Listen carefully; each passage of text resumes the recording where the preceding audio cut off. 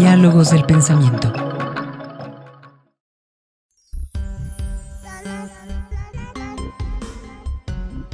Serie de cosas pues que nos están definiendo. Sin embargo, este concepto de desarrollo y esta idea de vivir mejor pues nos ha metido a una competitividad exacerbada ya, ¿no? En todos los niveles de la vida en las sociedades y sobre todo en las ciudades.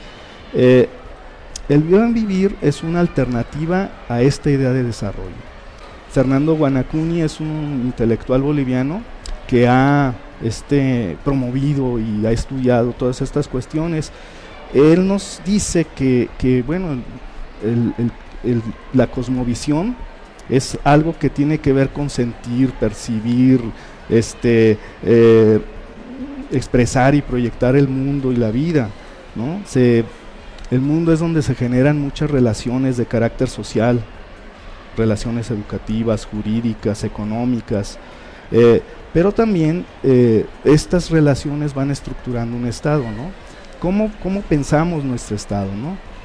Bueno, pues veamos nuestras instituciones, veamos cómo está estructurada la sociedad, una sociedad que se estratificada en jerarquías, en diferencias sociales, ¿no?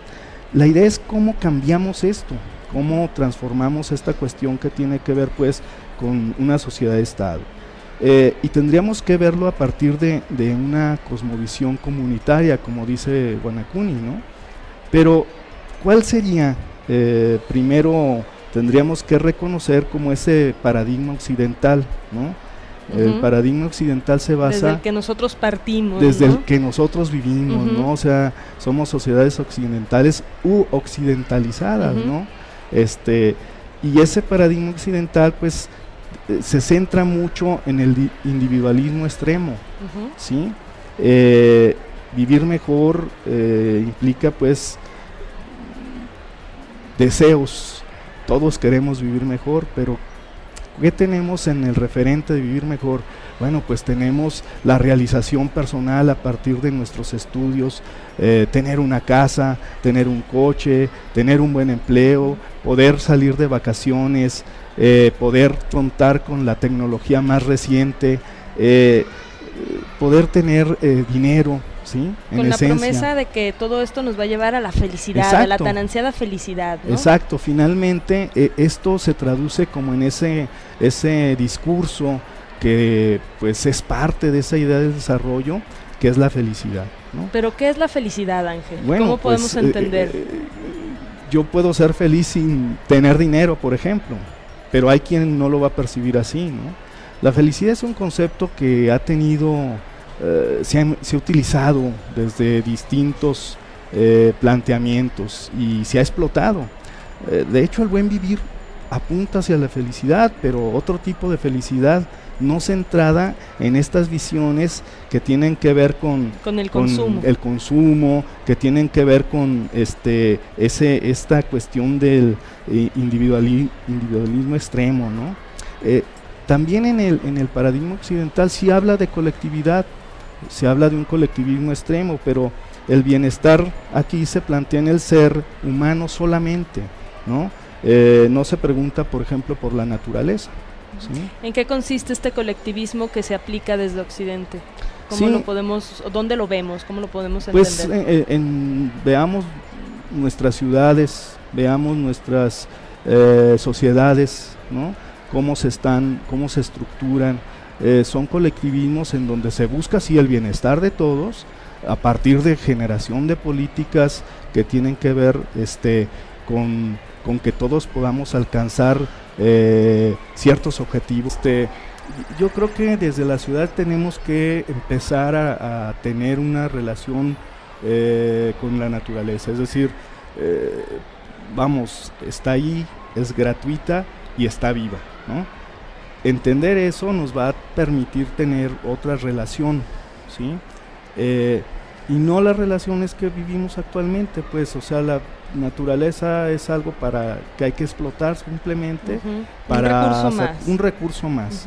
Y creo que eso es uno de los aportes principales que se da el buen vivir. Por ejemplo, en gobiernos como Ecuador y Bolivia en sus constituciones, la naturaleza, la tierra madre, la Pachamama, tiene derechos, ¿no? Y son constituciones que han incorporado este paradigma del buen vivir, reconociendo a la naturaleza, reconociendo a la tierra, sí, como algo vivo, ¿no? O sea, recordemos que nosotros formamos parte de un todo, ¿no? Y que en este todo está la naturaleza, estamos nosotros, están muchos elementos con los cuales tenemos una relación directa, ¿sí? Nos interrelacionamos, nos interconectamos, somos parte de un todo, ¿no? Y el todo es también esa parte. Entonces,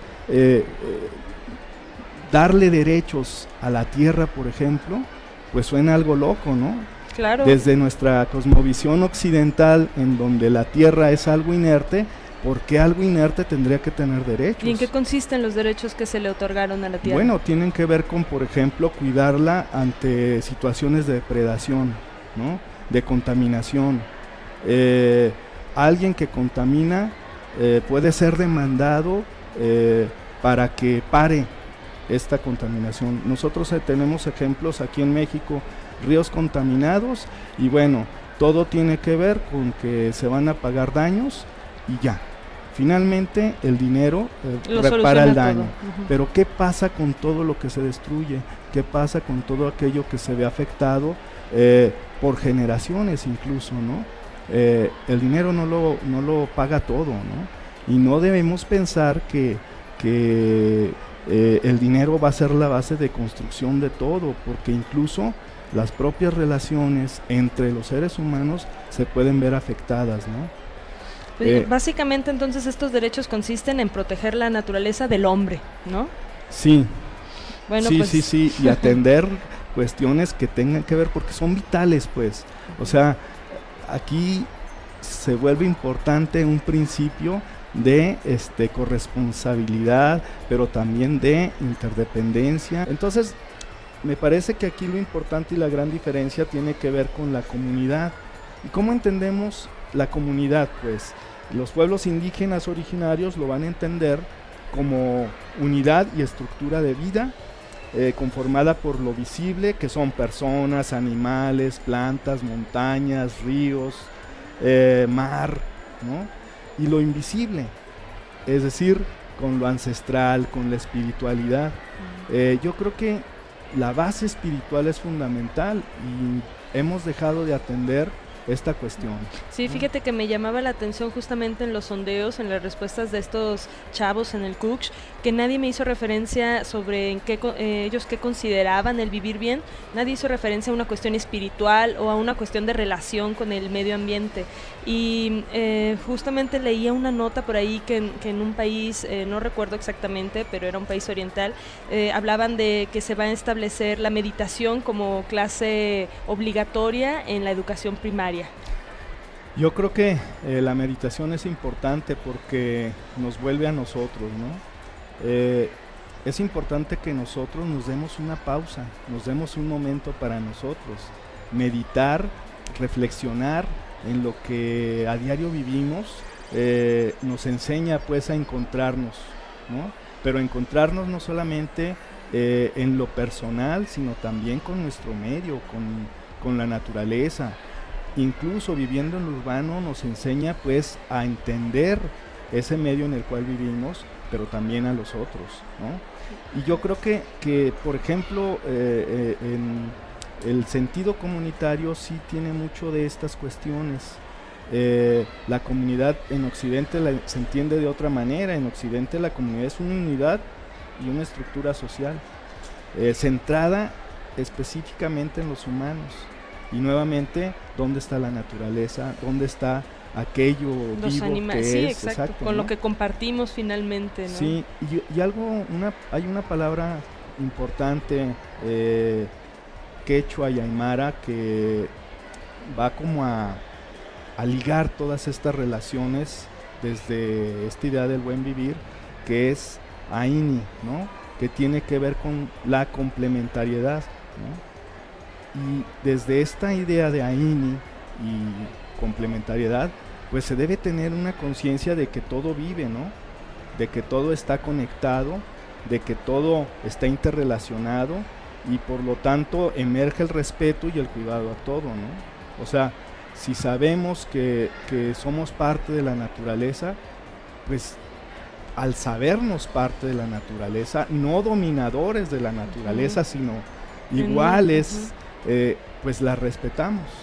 Porque además debemos darnos cuenta del nivel de lo que tú dices, de complementariedad con la naturaleza, que lo que le hagamos a ella, la naturaleza nos lo va a regresar, ¿no? Sí. Estamos íntimamente relacionados y muchas veces o siempre nos olvidamos de esa relación de si nosotros tiramos el papel en la calle, pues, o arrancamos el arbolito, pues eso tiene efectos negativos sobre nosotros mismos. Claro, y entonces ya cuando se da este principio, entendemos este principio de complementariedad, podemos definir lo que es el buen vivir a partir también de dos palabras aymaras y quechua, ¿no? Hay una palabra aymara que es el suma camaña, ¿no? Esa palabra, si lo dividimos en suma, es plenitud, sublime, excelencia, magnífico, hermoso, y el camaña tiene que ver con vivir, convivir y estar siendo. De ahí que suma camaña se entienda como vida en plenitud, vivir bien, saber convivir o vivir en equilibrio y armonía. En todas las culturas indígenas siempre se va a estar presente esta cuestión de la armonía, ¿sí? Y la armonía tiene que ver no solamente con la relación con otros seres humanos, sino también con la relación que tengamos con la naturaleza. La otra palabra, quechua, tiene que ver con el sumac caxay, ¿no? Sumac también con la idea de plenitud, sublime, excelente, hermoso, superior, y caxay, vida y ser estando, ¿no? Ya la definición entonces se traduce como el proceso de vida en plenitud, la vida en equilibrio material y espiritual. La magnificencia y lo sublime se expresa en la armonía, en este caso, en el equilibrio interno y externo de una comunidad. ¿Cómo estás, Fernanda? Muy bien. Cuéntanos para ti, ¿en qué consiste la felicidad? ¿En qué momento te sientes tú más feliz? Yo me siento muy feliz cuando estoy con mi familia y estoy disfrutando cada momento. Muy bien, y por ejemplo, ¿qué te gusta más? ¿Estar adentro de tu casa, dormida, viendo la tele, jugando videojuegos, o en la calle, en la naturaleza, en un parque? A mí me gusta mucho estar en el aire libre y estar en los bosques. Sí, cuéntanos, ¿qué haces cuando vas a los bosques? Bueno, pues yo empiezo a escuchar el ruido de los animales y me gusta mucho ir al río. Y qué padre. ¿Y qué opinas de la gente que tira basura, por ejemplo, en los bosques? Pues que no tienen educación.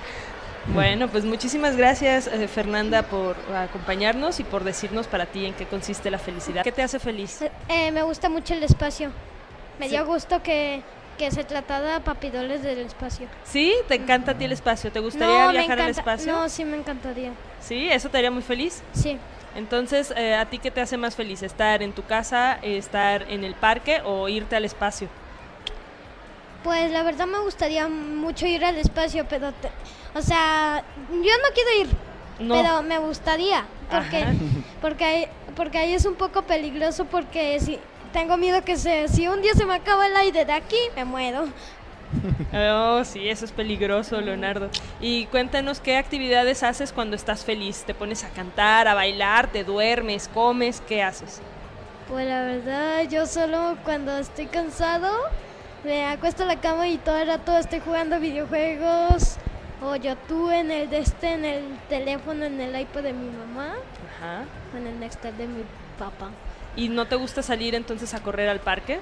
Pues la verdad, no voy a correr, pero sí voy al parque. Es que ahí hago unos hoyos y busco obsidiana, pues. Jugando Ah, sí, ¿a qué juegas? a las escondidas ¿Con quién?